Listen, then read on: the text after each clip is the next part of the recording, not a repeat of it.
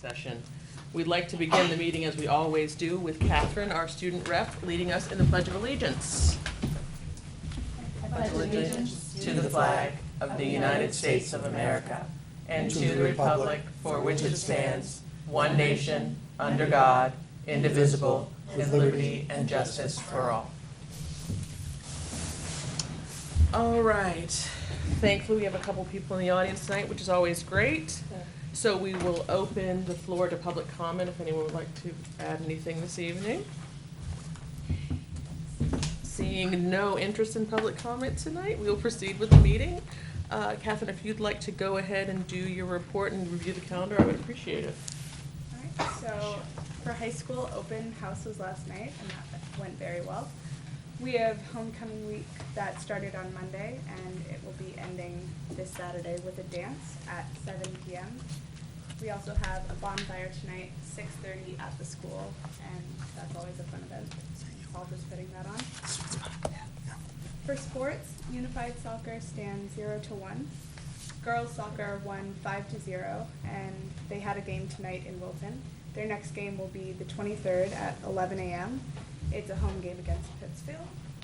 Boys soccer have won 4-2 this season, and they had a game tonight in Wilton as well. The next game will be the 23rd at 1 p.m. home against Pittsfield. Football has won 2-0, and the next game is the 23rd at 1:30 p.m. against Campbell High School. Cross country has their next meet also on the 23rd at 11:45 a.m. at Derryfield Park. And for the elementary school, their next cross country meet will be October 4th, 4 p.m. at Kensington Swayze Park. I think that's it for this week. Excellent. Any more additions to the calendar that anyone has? Meredith, do you have any, or do you want to do it in your report? No additions that I am aware of. Let me see if there's anything of note. There's no school on the 29th of September. There's a teacher workshop day that day, which you're probably going to say in your report in 5 minutes anyway. Not anymore. So I will leave it there. Meredith, why don't you proceed with your report? Well, I'm crossing off. Next Friday is a workshop day for teachers. Perfect. Segue. So a few things now that the year is kind of up and running that I want to highlight. One, the evaluation committee is being assembled, and they will begin their work, we hope, sometime soon. And Ingrid, I believe, is the board rep to that group from the committee assignments back. So wait, stay tuned. You should be getting some more information soon. The Staff Development Committee met this afternoon. Their next meeting is October 19th, and that was finalizing details for that September 29th workshop. Largely that will focus around some curriculum work as well as some work at the junior senior high on standards-based grading. And our new Director of Student Services, Erica McNeil, is doing some work with special education team in the afternoon on that day as well. We do need a board representative to serve on the Joint Study Committee for Health Insurance, which was part of the last collective bargaining agreement with the Teachers Association. So that agreement calls for 3 teachers to be appointed by the association, and a combination of administrators and school board members, also 3 people. So my thought would be that Lisa, our school business administrator, and I serve on that committee as well as 1 school board member, and if that is the will of the board, we can make that appointment at the next meeting. When does that committee meet, Meredith, or does it vary? So this is a one-time committee, really, to look at just the overall picture of health insurance and the landscape right now, so that my impression is, again, I didn't serve on that bargaining committee when the collective bargaining agreement was negotiated, but my impression is that it's to sort of get out in front of negotiations so that everyone has a common understanding of the landscape of health insurance. So it will most likely meet after school, and I would anticipate a handful of meetings sometime this fall, early winter. We'll deal with that appointment at the next meeting. Seacoast School of Technology, I'm sure Ingrid will give you an update. Due to their current enrollment, which is below what was projected Last year, when the budget was set last October, we'll see an increase of $205 per student attending SST, so that's a total of about $12,000 above what was budgeted here out of this year's budget. Enrollment, we'll have those official numbers for you on October 1st. Right now, pre-K-12, our numbers are about 1,055 students. If you take out that preschool number, we're looking at enrollment about 1% below last year. That said, we have a couple classes in the 60s, 3 classes in the 60s at the high school, and our smallest class at the elementary school is 78 students. So if you think about those numbers moving up, we're going to see an increase over the next few years. So the 1055 includes preschool? Includes the 30 it's preschool students. So it's 10. 25 right now, and last year, the October 1 number was about 1039. So we'll give you that official number, which is the basis for some of our state adequacy aid at your next meeting. Speaking of the state, just a reminder that the commissioner will be coming October 2nd. We'll have that final schedule out to you tomorrow. Catherine's been organizing some students at the junior senior high to meet with the commissioner, and Principal Pine is working with the student council there to have some students meet with him as well. And we've built in time for him to see teaching and learning in action, which is the primary focus of his visit, but we'll also give an opportunity for school board members, town councils, legislators, and parents and community members to meet with him in that day. On October 3rd, and you'll see a notice for that soon, we're hosting an orientation for people interested in substituting in the school district. So as you heard probably about the bus driver shortage around the state and around the country, the substitute teacher shortage is also a significant concern for us, not only here in Newmarket, but again, around the state and country. So to do what we can to help recruit some people to come to do this, we thought we would host an orientation to give people a sense of what that might be like. People who are interested in substituting can come and find out what a typical day might be like, the kinds of things you'd be asked to do, the responsibilities associated with that, and have an opportunity to have someone help you out in getting that employment paperwork filed if you're interested in submitting an application. How are residents going to find out about this orientation? So our newsletter will be going out next week, and Mr. Andriski's in charge of getting those notices out and about. He had a flyer that he was working on, and I would expect that those will be out sometime tomorrow or Monday. Does it make sense to go beyond the school community? Well, that's why the town newsletter would be part of that, and I believe he was looking to put flyers in different locations around town. Oh, okay. Yep. I missed that, I'm sorry. No, that's great. Yeah. Reserve funds. So I had, we met with the CIP committee last week for our presentation on the capital improvements items that are being requested over the next few years. And one of the things they asked for at that time was an update on the status of our reserve funds. So I didn't bring you this printout, but just to briefly summarize, we had 3 reserve funds that were essentially closed out over the last couple of years. One of those was the dual purpose fund, which has established in 2013, which has a balance of 0. One of them was the expansion of school trust fund. The balance in that account, that was established in 2009, and last year $71,400 was taken out of that to support the purchase of the McGrath property. But that account has a balance of $147.40. And the School Construction and Renovation Fund, which was started in 2017, had the $150,000, which was used to develop the building plans for the bond submission last year. So that account has a balance of $99.22. So those 3 are essentially empty. The remaining funds include our Special Education Trust Fund, which has a balance of $297,000.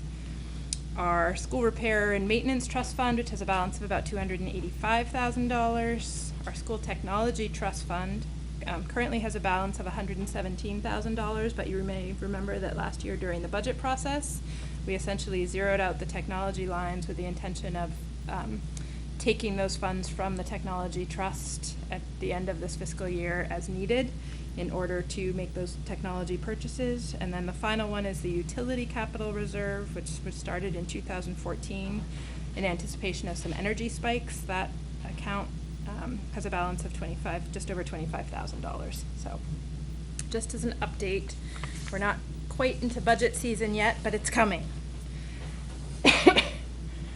On Saturday, I'm doing a walkthrough with the 50th reunion class from Newmarket High School. So we'll walk through the junior senior high building, and they'll get to attend, if they want, some of those homecoming events, including soccer games, right, in the morning. Our admin team is beginning a book study of a book called Data Wise, really focused on that district goal of supporting learning by making use of the data that we have. I've had a great time visiting classrooms the last couple of weeks and visiting with students and staff about the year and things that they're learning. And the last item on my list, and I'll pass these down, in the junior senior high school handbook, the principal noticed that changes that were made to the school dress code attire section, a couple of them had reverted back to the pre-changes version. So this was the version he intended to have included in the handbook. And these changes, I believe last year the student government at both the junior and senior high school level worked with administration on making some adjustments to the school attire policy, and again, those weren't 100% captured in what we brought to you in August. So this is how they wanted it to read.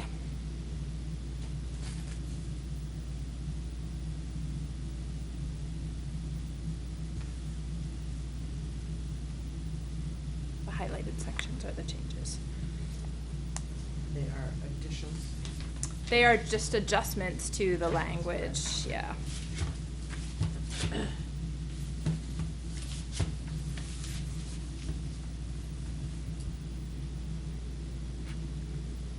And Meredith, when we make these adjustments, can we get the handbooks up to the junior senior high website? That was the intention. Perfect. And so if these are friendly amendments to the board, then I will direct him to go ahead and make those changes and post the handbook on the website. I think that's a good idea. Excellent. That is all. Thank you very much. You're welcome. Do any of the board members have any committee reports since we've last met? Yeah, the facilities, what is it called? Building. Building committee, met last week, with the, various, trades and, consultants, the civil engineers, the, mechanical, electrical, plumbing consultants. Beckman was there, Banwell was there, and got an update as to where we are on things. There's still, information coming in. We are chiefly waiting, I think, Meredith, for the geo studies that they weren't in as of yet totally. We had recently received some filming, I guess, of the piping underneath the school, which may have been analyzed since the meeting, but we had just received it. What else am I missing, Meredith? So the mechanical, electrical, plumbing pieces were being finalized, and all of that is due at the end of day tomorrow to be submitted to Ekman and the district for review. And then Ekman will go out and do the cost estimating prior to the November 1st building committee meeting. So that's a key meeting that will be coming up. We have another meeting October 18th, which is to review our soft costs, the district costs related to the budget, so the furniture, furnishings, fixture, and equipment lines that are incorporated within the bond. And then November 8th, we are targeting, I believe that's a Wednesday, for a meeting, it's the week after the November 1st meeting, 1 + 7 = 8.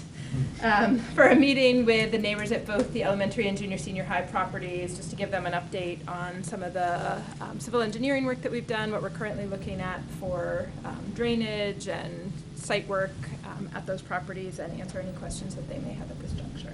So those notices will be going out, hopefully an initial notice in the next week or so, and then we'll do follow-up closer to the date. So there'll be a couple more iterations of this, Ekman has it and then Banwell has it, as they refine their designs and check back in with Ekman to make sure that it fits within the budget. So that process will go on really towards the end of the year until we really narrow it in and shoot for a guaranteed maximum price in March. Late March. Late March. So that's all I have.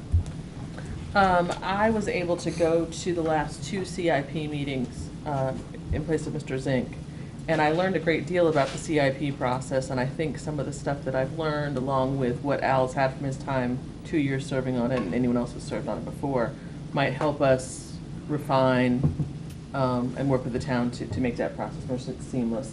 Meredith did a great job presenting the 3 items that she had in a very clear and concise way, and I think that the CIP group appreciated her presentation. So thank you for that, Meredith. Thank you. Anything else before we leave committee reports? I attended the SST meeting on Monday, and right after the board meeting was their advisory committee, their joint advisories. They had all of their advisory committees there, and that was, again, most impressive to see. All the parents and the experts in all of those fields there present to advise each of the content areas at the school. It was, once again, just outstanding. Excellent. I was very pleased with the whole process. And Margaret Callahan said that things on the YMCA parking situation are in progress, and she will keep us updated, and if she needs our support, she'll let us know. Perfect. But that would probably happen by next month. So I'm assuming the next thing in terms of a draft of the letter is not going to be discussed tonight? That's not here, she didn't have it. Okay, perfect. Meredith, I know there's been a request by some citizens of town to add a swim team. Would you like to talk about that? I will. So, our athletic director, Jamie Hayes, and I met with a community member, actually at the beginning of this week, to talk about the request to add a swim team, and there'd been some prior discussions and some research going on ahead of time. The next step for us will be to survey parents about interest, junior, senior high parents about what the potential interest would be in adding a swim team. If we add swimming, we're adding boys swimming and girls Right. swimming. Under Title IX, you can do those at separate times, but we would look to probably do both simultaneously. So we've been doing some research regarding costs, whether or not there are neighboring districts whose schedules we might be able to piggyback onto with the use of pool time. Typically, when a sport has been added here, and this is fairly universally true in my experience, it starts out a couple years as a club level sport and then would move into a varsity level program in a 3rd year if it looks like the interest is sustainable. So first step is to get that survey done, and we expect to report to you on October 19th at your meeting. And how are you going to get the survey out? To parents at the junior senior high through Infinite Campus and email reminders. Okay, good. Thank you. The next section of our agenda tonight is the policy, for a second reading of quite a few policy that we reviewed 2 meetings ago, I believe, we had the first reading. Yeah, the last meeting of August. I was gonna say October, not quite yet. Meredith, would you like to, do we need to go through them a second time again? I don't particularly, but, or a 12th time. Right. But I'm happy to answer any outstanding questions the board may have regarding any of these policies. And Meredith, if you could just review, the bulk of these policies are, So these are all required policies. The language of them is largely dictated by law and regulations from the Department of Education. Some of them, as we reviewed at our August 24th meeting, some of those changes are really around the legal references and some updates to that end. And others really Are you okay? reflect yeah, he's said no. Okay. recent changes to the law that required us to make some adjustments to our policies. Okay. So, does anyone at the board have any questions, any things of note? During the first meeting, we went through piece by piece, policy by policy, and reviewed them fairly thoroughly at that point. Does anyone have any feedback from the review since then that they would like to discuss?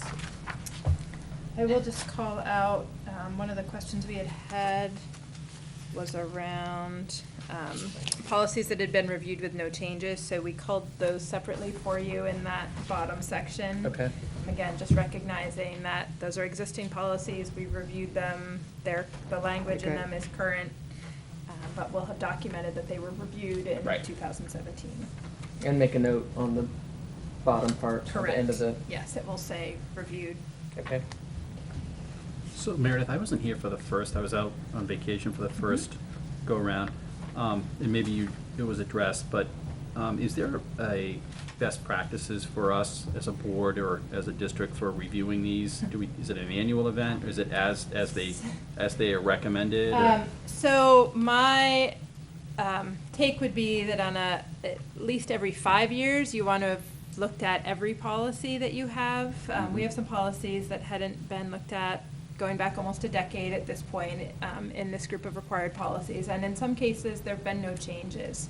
But the importance of that process is that you're familiar, your administrators and employees are familiar with those pieces, and we know that it reflects the community's interests as well as those legal obligations. So these are required and largely dictated by statute and Department of Education regulations, but many of your policies are not. They are largely developed under sort of local conditions and guidelines, and so as we begin to review those policies, reviewing them every 5 years is important. Otherwise, as legislative changes come around on an annual basis, you usually try to update just those policies. My hope would be, once we get through all of the required policies, and we're not quite there yet, that we'll be able to kind of work section by section Yeah. and work through a review process, and then have that kind of process in place so that you aren't in a position a couple of years down the line where you haven't had an opportunity to look at policies for some time. I think that's something we had started to do. We tried to do 5 or 6 every meeting, and then that stopped. So the second question I had, presuming we're up to date and have the right policies in place, how are they communicated, and how is compliance monitored or assessed or? So again, most of these are the law, and so at this particular section, we're already meeting the requirements of the law in all of these cases. A few of these are recent legislative changes. What happens is that you approve policy, it's my job and then the job of the administration to communicate those policy changes to employees. We do that in a myriad of ways, partly through our handbook, partly through our website, partly through conversations at staff meetings or advisory notes that we might send out to the faculty. The Teachers Association, Amy's not here tonight, but the Teachers Association receives all of these proposed changes as well, so they also have the opportunity to provide input and ask questions and review them with their membership. And these have been also reviewed through the School Board Association, and they're another resource for questions. But for example, with this group of policies, we have an administrative team meeting next week. I'll be reviewing the changes, the substantive changes that employees need to know. They don't need to know it's 303A-2 Right. instead of 307B5, Sure. but they do need to know, gosh, now when we do criminal records checks, this is the policy, and folks are going to be getting, or the superintendent will be getting information about misdemeanors. That might be important to know. for prospective applicants, for example. Now, with records retention, here are some of the changes that are made, and here's what the current requirements are for holding on to documents at a school and teacher level. Okay.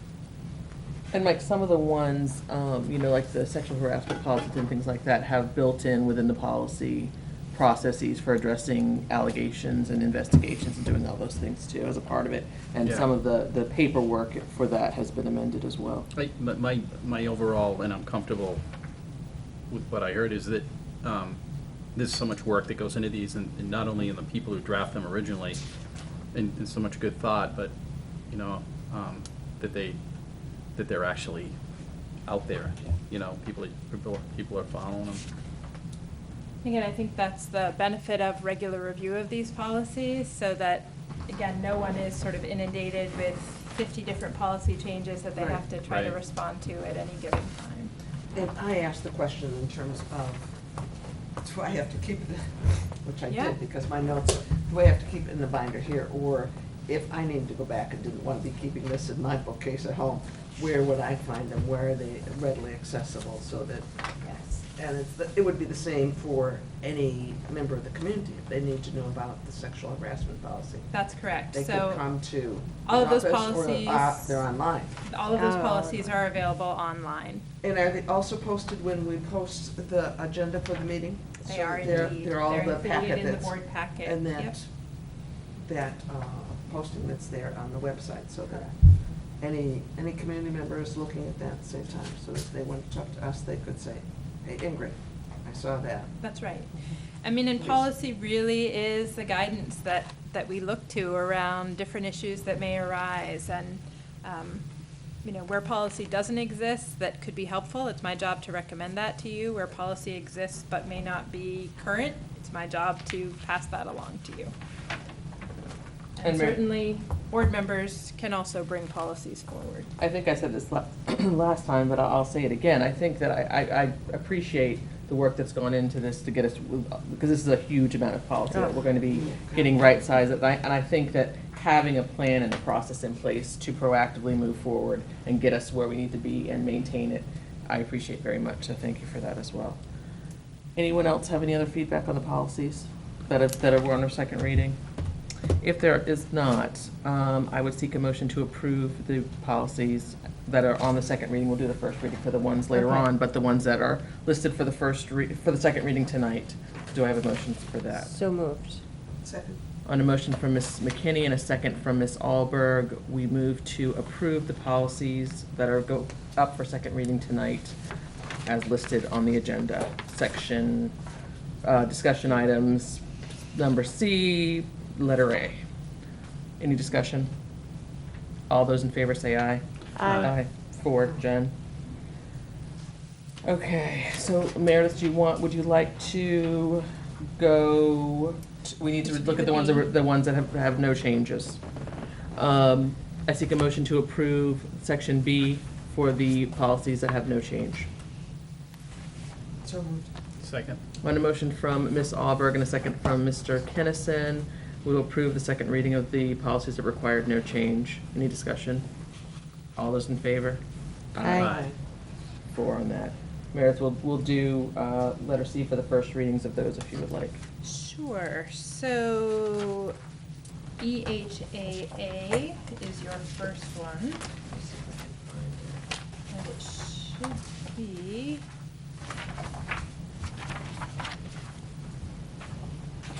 towards the very back of your packet. They are, C is theoretically at the end. These are not numbered. But it comes after the facilities or services grievance procedure. Kind of a bizarre indexing system, isn't it? It's kind of- Yes, it is not intuitive, I Here will it is. say that. It's almost to the very back of the packet. Okay. So work backwards. Yes. So what was the letter sequence? EHAA. And so you'll see item 13 is a change, as is the legal reference. but a legislative change passed last year requiring the district to take all necessary measures to maintain student privacy relative to the district's website, online information, and storage of student personally identifiable information is required by state and federal law. So that wasn't previously in policy, though I would say it was previously practice. That has been added to the policy. Right there. Way, way back, way. The next policy, again, is in response to a legislative change, and it combines what was policy ILDA, which is recommended to you for deletion, and creates a new policy ILD. And that policy relates to surveys and questionnaires. So the district cannot provide surveys to students about non-educational issues without prior parental consent. And it's express parental consent. So we can't just send home a beginning of the year, hey, we're gonna survey your students over the course of the year on some things. We need to expressly describe what we might be surveying students about. And so you can see the list of concerns that were raised in the RSA. And again, typically we're not looking to gain information about those kinds of things, but if you think about whether or not a student might be interested in swimming, right, that could be considered a student's social behavior. Right. And so that survey is going to parents because otherwise we need to hold off a couple of weeks before we could submit that kind of a survey to parents, and then we could get parental permission, and then we could only provide that survey to students whose parents had given permission. So this is a change that came through the legislature this year. We're prepared to respond to it, and So should I tell my daughter I'm taking her to social behavior practice? perhaps. And I think the board did discuss something similar to this before it was on it, because I was the one who said, don't you hold mock elections in election year? And it was an election year. And that would be politics, would it? Political? Well, it would, but I mean, if you look under number 8, any other information not related to a student's academics. So, Pretty you know, broad. unless we're asking you specifically about something related to your courses, we can't survey without prior parental permission. So, I have a student in a psychology class at the high school, and this specific policy was applied to the class. It's because there are going to be questionnaires asked of the students, and we had to sign. there you go. And again, it's designed to sort of protect privacy and student information, and certainly respect that. The exception to that is what's called the Youth Risk Behavior Survey, which is a federal government survey. It's been utilized for decades, collecting data about risky behaviors among adolescents, actually. JICI-R, there is additional administrative procedure regarding expulsion proceedings, specifically for weapons. And again, at the recommendation of the School Boards Association, they're recommending that those administrative procedures be directly incorporated into the R portion of the policy. So under law, superintendent can recommend modification to an expulsion, but before the school board can consent to that, you have to walk through all of these steps. So it essentially just spells out what the expectations are for that. When you, if something like this, an incident did happen, would that policy go home with the parent? So the parent would know, they would know all these things, that every 12 months that they could go and. Yes, absolutely, and that's part of our responsibility in providing due process, is making parents aware of appeal rights and circumstances through which they could request readmission. Hopefully none of us ever find that out.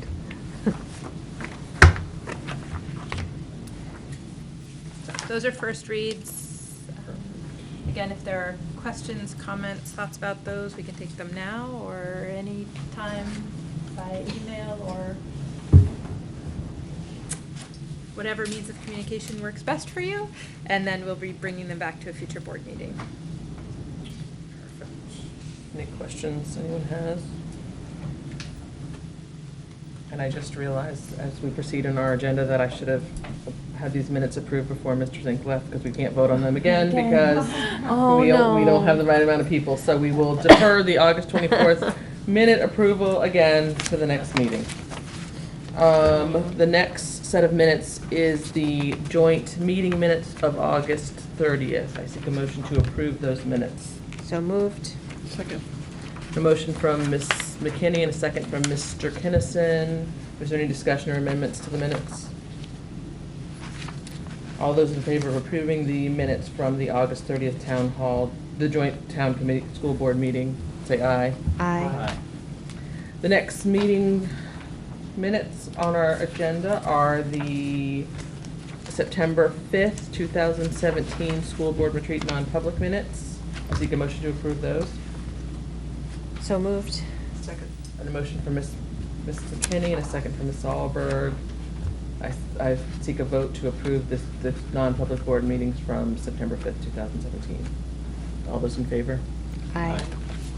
Next is our last scheduled regular meeting, which was September 7th. I seek a motion to approve the September 7th, 2017 public and non-public minutes from that evening. So moved. Second. Motion for Ms. McKinney, second for Mr. Kennison. Any amendments or adjustments to those minutes from September 7th? All those in favor of approving the minutes as presented, say aye. Aye.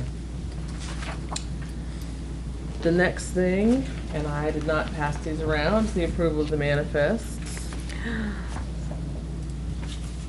So I will do those. I seek a motion to approve all manifests, both payroll and accounts payable, in the amount of $454,961.89. So moved. Second. And a motion from Ms. McKinney and a second from Mr. Kinnison. We approve the manifest, a total of $454,961.89. All those in favor? Aye. All right, Meredith, if you could take us through the MOU from the Leo Landros Field. We talked about this last week when Amy from the rec came to talk to us about it. 3 pages from the back of your packet. Yes. So, as a follow-up to that meeting, Amy had gone back to the granting agency, LWCF, to confirm what sort of information they would require in a letter. They worked with her on a draft, and we made a few wording changes to best describe things here. But essentially, it's a letter of support for the grant application. It notes that if the town is selected and awarded the funds through the LWCF project, that the district would enter into a legal joint agreement with the town, because the town would then be responsible for the splash pad area on that portion of the land parcel that the school district currently owns. That land would then become federally protected and encumbered public recreation space, and there are a lot of requirements and restrictions related to that, but again, the town would be taking on that responsibility.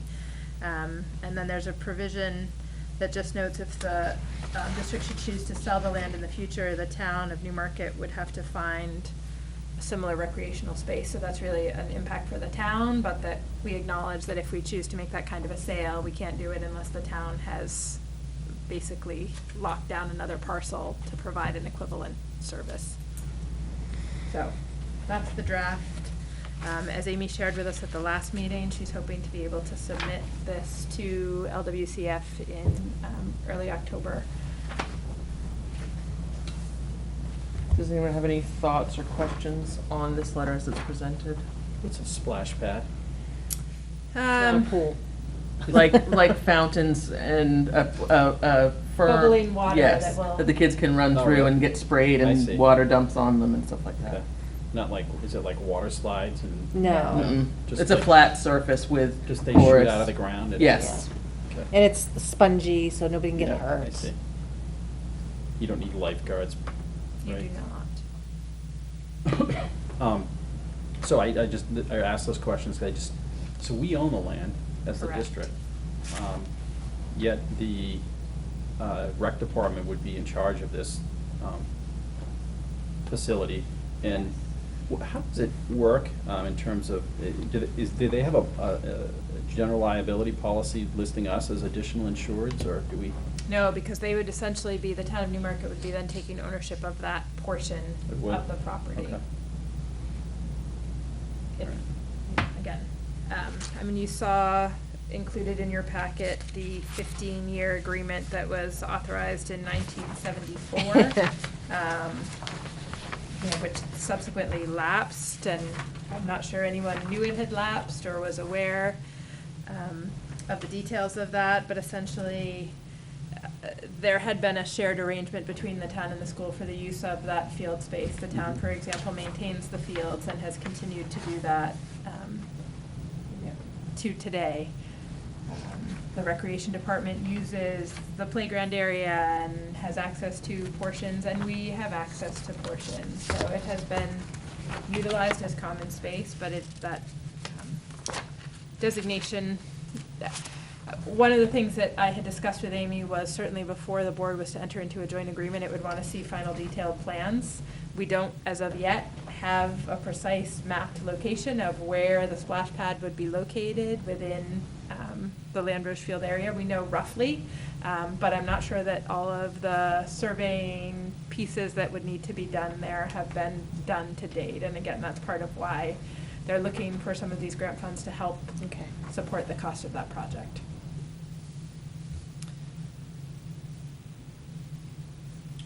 If there's no other question, I would seek a motion to approve this MOU as listed. So moved. Second. Motion for Mr. Kinnison, a second for Ms. Alberg to approve the MOU as listed. Is there any further discussion?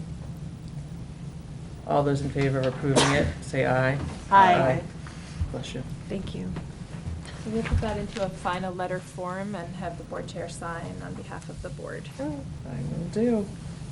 The next thing on our agenda is the employee handbook, and we're gonna have to push that back to the next meeting because it's not been completed at this point, but it will be.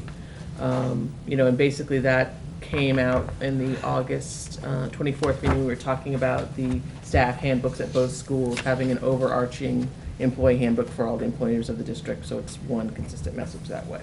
So that's being worked on.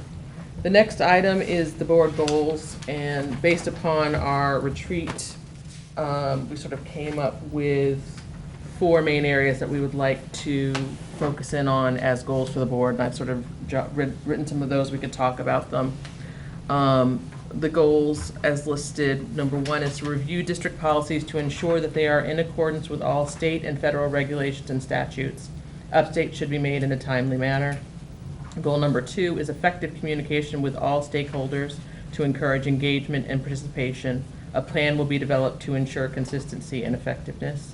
Goal 3 is to develop a strategic plan for information technology and utilize and analyze all available data to enhance curriculum at all levels and for all students. And goal 4 is to provide consistent oversight of the facility's bidding process and selection and management of a clerk of the works for the project. Any thoughts about those goals? Any editing you guys would like me to make? Anything? Are you guys okay with them? Basically, the goals pertain to policy, obviously communication, planning for information technology and the use of data, and managing the facilities process. If there are no amendments to those goals, I seek a motion to accept them as written. So moved? Second. On a motion for Ms. McKinney, a second for Ms. Alberg, to approve the Newmarket School Board goals for 2017-18. Any further discussion? Hearing none, we'll move to the vote. All those in favor of approving the goals, say aye. Aye. All right. And finally, we are at the end of our meeting, it seems like, if I can find my agenda. Yes, we We are. are. The next thing for us, and for the public, is our next regular school board meeting will be October 5th at 7 PM. And there is a building committee meeting on October 18th, at 6 PM, if anyone would like to go that. And I know that both will be televised, I assume. Yes, and just a reminder that the Commissioner of Education will be visiting on October 2nd, and watch for details about public sessions open on that afternoon. Excellent.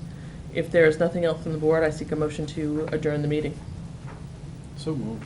I'll second. On a motion from Mr. McKinney and a second from, no, on a motion from Mr. Kinnison and a second from Mr. McKinney, I seek a vote to adjourn the meeting at 7:52 PM. So, All yay. those in favor? Aye. Meeting adjourned at 7:52.